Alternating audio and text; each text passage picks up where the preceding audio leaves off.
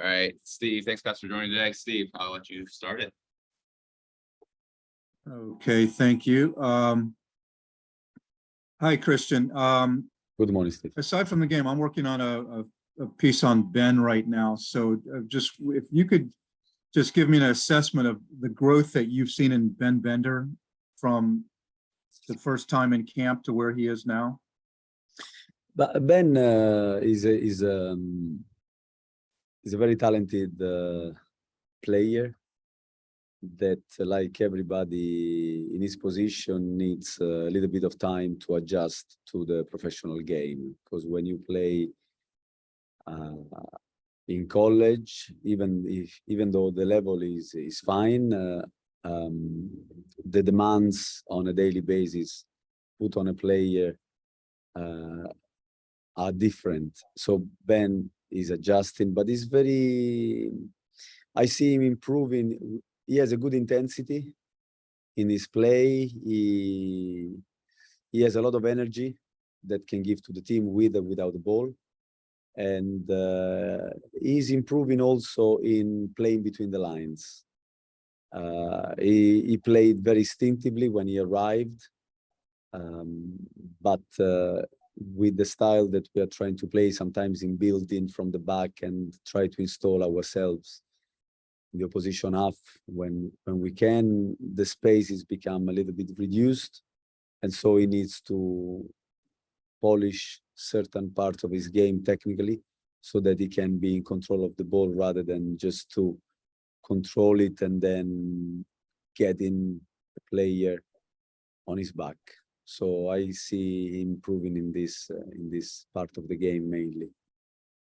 And I was talking with his college coach at Maryland, Sasho, and we were kind of comparing like how nice Ben is as a person, but he also said that Ben, from day one, he came in to win a job and stuff, not deferring to the senior, the upperclassmen and things like that.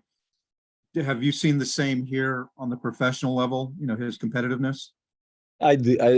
I can obviously the coach Maryland knows him better than I do, but I can see exactly what he means with that. I think Ben is one of the nicest guy you can meet in football, but at the same time he's very competitive, has an edge about him, which I like, and he's not he's personable, he's great, but at the same time he's a fierce competitor. And he wants to win every duel in which he goes into. He wants to control well every ball.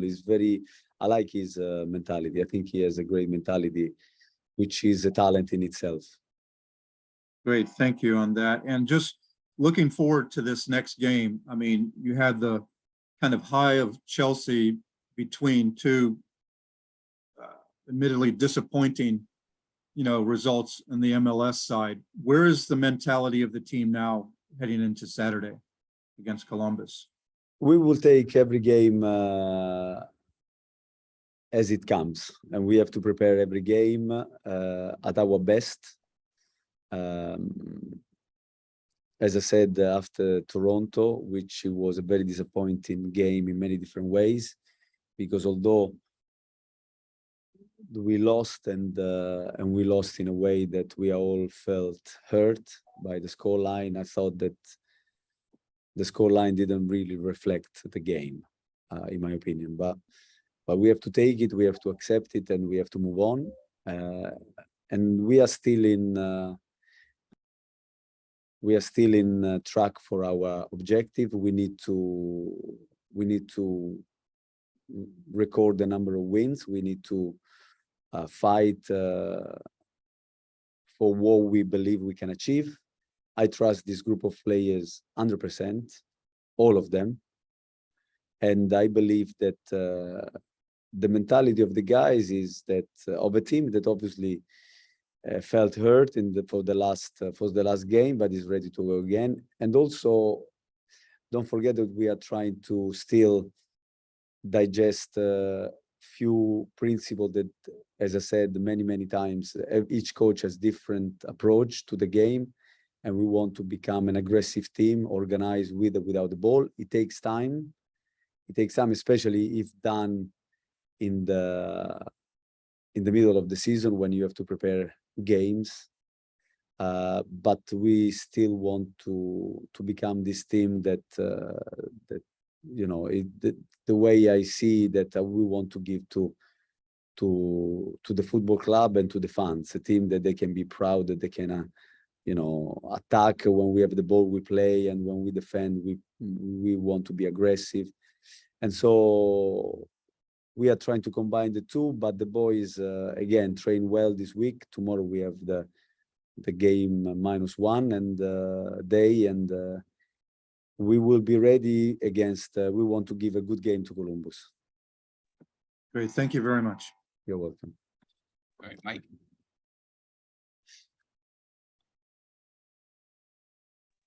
Sorry about that. You caught me off guard. I thought Kayla was next. Christian, we had a conversation with Christian Kalina yesterday, and he indicated that time is running out for you guys to lock in a playoff spot.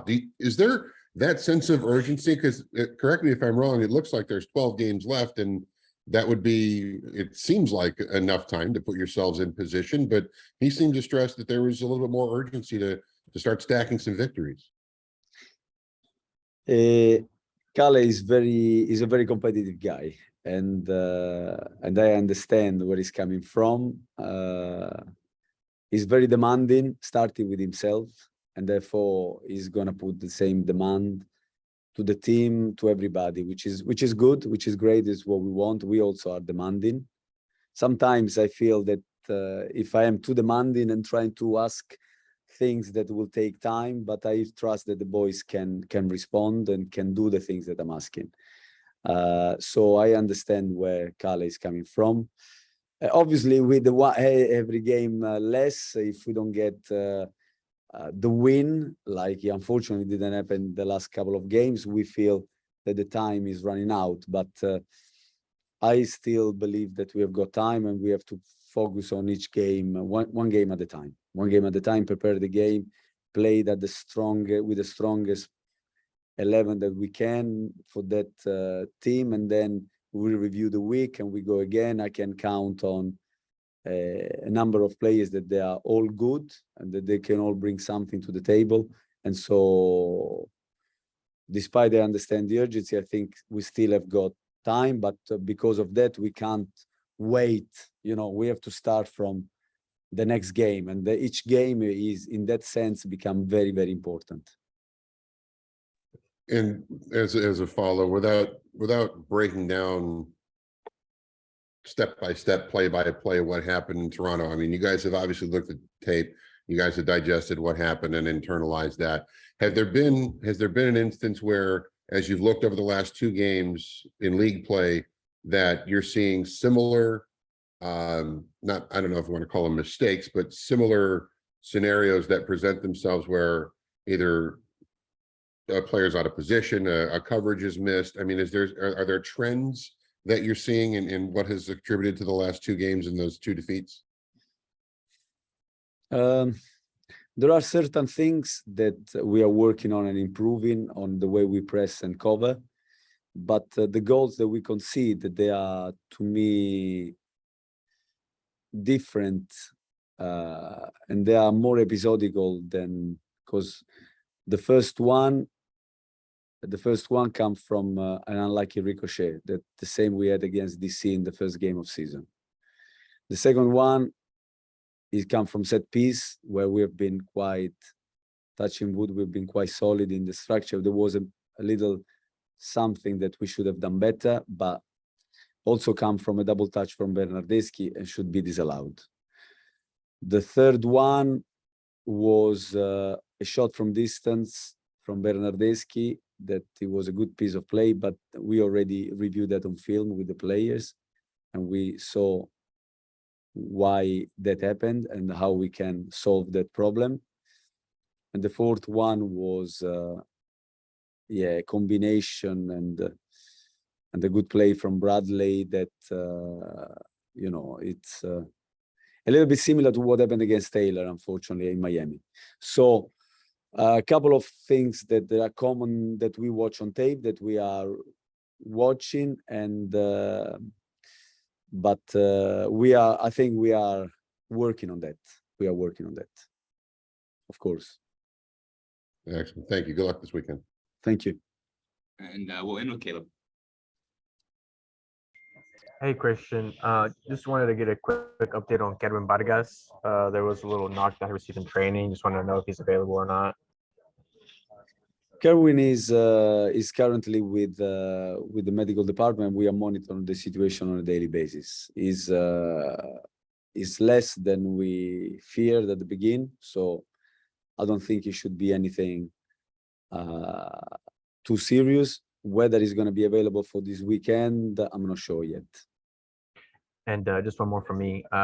Columbus are a team that really are in form right now. They haven't lost in 9 games. And with the addition of Cucho Hernandez, they've become all of a sudden very deadly in the offense. They've always been defensively sound. How do you go about, first of all, trying to break down a Columbus defense like theirs and trying to stop somebody like Cucho Hernandez and Zerleyan? Yeah. You know, this is no, Caleb, this is a good question, and these are the challenge we face, and that's why I think our level of expectation has to be realistic. I think as a new franchise, we come and we are asking good questions on a team that traditionally in MLS is very sound and solid defensively, and they won it a couple of years ago. So we are talking about a team of a certain caliber. On top of that, they had a striker that is a DP that scored goals in Premier League until a few weeks ago. So now we have to try to impose our game, defend in transitions, break down one of the most solid teams in MLS, defend in transition against some of the best talent in MLS with Zerleyan, him, and then Etienne, which is a good runner. Diaz is a good runner. So obviously, I think this is the way we are preparing the game with the boys. It's a tough challenge, and we will face it, we will embrace it, and we will give it a good go by playing our game, because the identity of Charlotte FC is clear. We want to be a team that plays, that give games to everybody, that will try to break down teams, and that when you try to break down teams, obviously it means you want to play high on the pitch. When you want to play on the pitch, it means there is a space behind you, and you have to manage that with in different ways against some very, very good players. So we embrace the challenge, and that's why it's important to keep in mind the challenge and the progress that we are making on a daily basis as a football club, and to give credit to our boys to go out and give a game to everybody with a lot of courage. Because for me, our boys show a lot of time. Every time we play with the ball and play so high, they show courage, and that should be at least acknowledged. Great. Thank you so much. Appreciate You're it. welcome. All right, I think we're there, guys. Thank you for coming today. Thank you. See you Thank you, guys. Saturday.